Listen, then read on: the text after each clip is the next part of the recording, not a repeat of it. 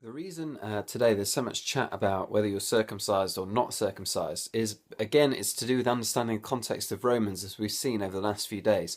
Paul is writing to a church, and what he's trying to do is he's trying to explain to them what the basis of salvation is.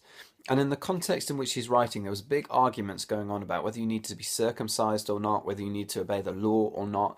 And that's because Jesus was the Jewish Messiah, and for years, all the way through the Old Testament, we see it's the case that the law was considered incredibly important for your relationship with God.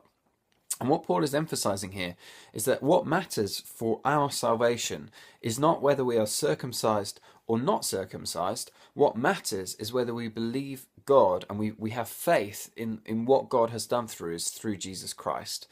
And as an illustration and an example of this point, Paul pulls and calls on Abraham, who is the first person to get circumcised. And he asks the question, why was Abraham considered righteous before God? Was it because he was circumcised? And then he says, no, it's not because he was circumcised. And he quotes the scripture and he says, Abraham believed God and it was credited to him as righteousness. So Abraham believed that God would do what he said he was going to do. God would do what he promised Abraham. And because of that, Abraham became righteous. And then afterwards he got circumcised. But the key thing is that he chose to believe in what God had said. And the same is true for you and I today. Whether we're circumcised or not is not really very important. Whether we have faith and we trust and we believe in what Jesus has done for us, that's the key to our being considered righteous before God. And this is why the message of Christianity is so unbelievably simple and yet at the same time so hard to accept, because it is such a free gift. The way salvation works is Jesus died on the cross and he took all of our sin and all of our shame on himself. And the way that we receive righteousness, the way that we're made perfectly right with the perfect God, is we believe that.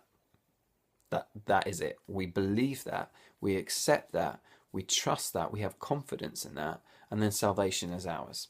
Think about it as if someone dropped around a really amazing present at your house, like they dropped off a Ferrari or something, and they gave you the keys and they said, hey, this is yours.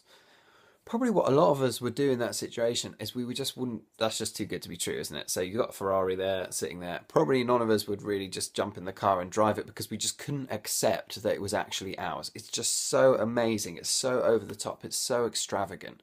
But it is yours.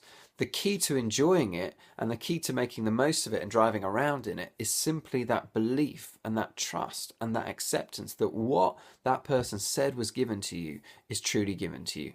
What Jesus really offers us, a clean start, a fresh beginning, every day close to God, really is ours. Believe, accept it, and then take it for a drive.